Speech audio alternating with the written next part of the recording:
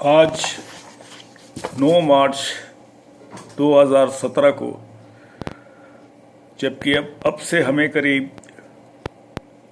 4.5 घंटे के बाद पहले एग्ज़िट पोल्स मिलना शुरू हो जाएंगे, कुछ बड़ी दिलचस्प बातें होने वाली हैं। पहली दिलचस्प बात तो ये है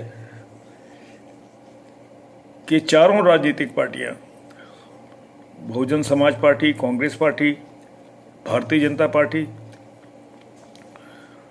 और आपकी समाजवादी पार्टी, और यहाँ तक नहीं, यहाँ तक कि शायद अजीत सिंह को छोड़कर तीनों पार्टियों को ये महसूस हो कि इस यूपी के चुनाव में उनका नुकसान ही नुकसान हुआ है। जब अब यूपी का चुनाव खत्म हो गया है तो कुछ बातें सामने आ रही हैं। पहली बात तो यह है कि मोदी का जो ये पूरा दावा था कि डीमोनेटाइजेशन से ब्लैक मनी खत्म हो जाएगा, ये बिल्कुल झूठ निकला है। मैं आपको कुछ इसके बारे में कुछ स्टैटिस्टिक्स देता हूं। 2012 के यूपी के असेंबली इलेक्शन में 50.78 करोड़ रुपया गोवा से मिला था और इस बार गोवा, पंजाब, उत्तराखंड, मणिपुर को मिलाकर, उत्तर प्रदेश को मिलाकर 50.78 करोड़ मिला था। और जबकि 5 साल बाद इस चुनाव में, जो कि डीमोनेटाइजेशन के बाद हुआ, ये संख्या 184.85 करोड़ तक पहुंच चुकी है।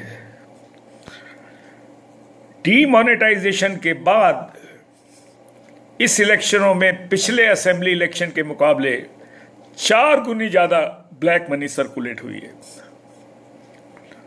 ये जो पूरी सारी बकवास कि ब्लैक मनी पे एक कंट्रोल लग गया है, ये और भी ज्यादा महत्वपूर्ण हो जाती है इस चीज को लेकर कि इस चुनाव में श्रीमती मायावती ब्लैक मनी का इस्तेमाल नहीं कर पाई। मायावती जी ने अपने बैंक में करीब 104 करोड़ रुपया जमा कराया था उन नोटों के अंदर जिनको दोबारा उन्होंने नया इशू नहीं किया है।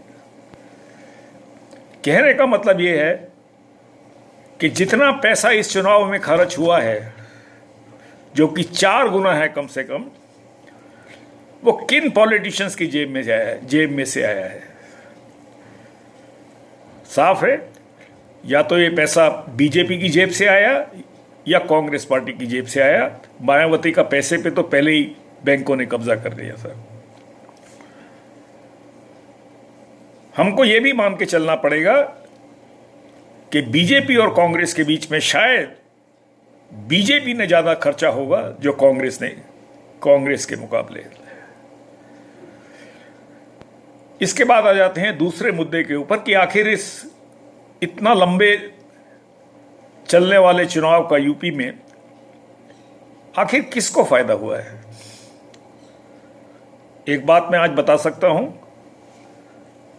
कि किसी भी पार्टी की क्लियर असेंबली, क्लियर मेजॉरिटी, हमको लगता है, एग्जिट पोल अभी आए नहीं है, 6 घंटे के बाद आएंगे, किसी भी पार्टी को शायद क्लियर मेजॉरिटी नहीं मिलेगी। यह भी साफ होता जा रहा है कि अगर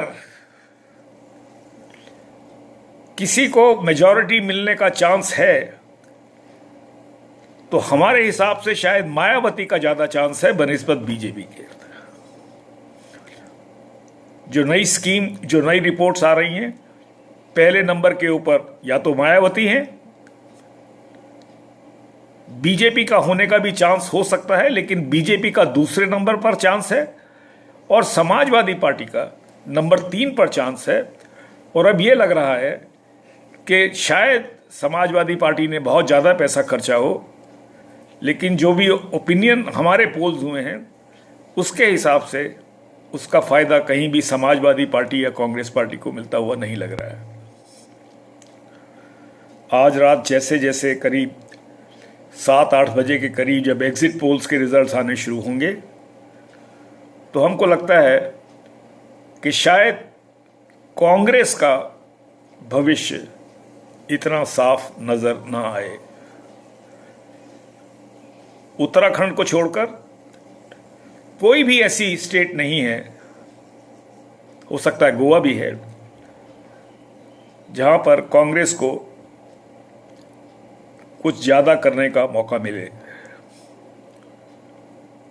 आज की रिपोर्ट मैं सिर्फ इसी चीज के साथ खत्म करना चाहता हूं कि सोनिया गांधी जी काफी बीमार हैं और अगर उत्तराखंड के रिजल्ट्स या गोवा के रिजल्ट्स या अगर थोड़ा सा भी कहीं अखिलेश यादव कुछ करता हुआ दिखाई देंगे तो हो सकता है कि अगले 48 घंटे में राहुल गांधी को कांग्रेस पार्टी का प्रेसिडेंट डिक्लेयर कर दिया जाए।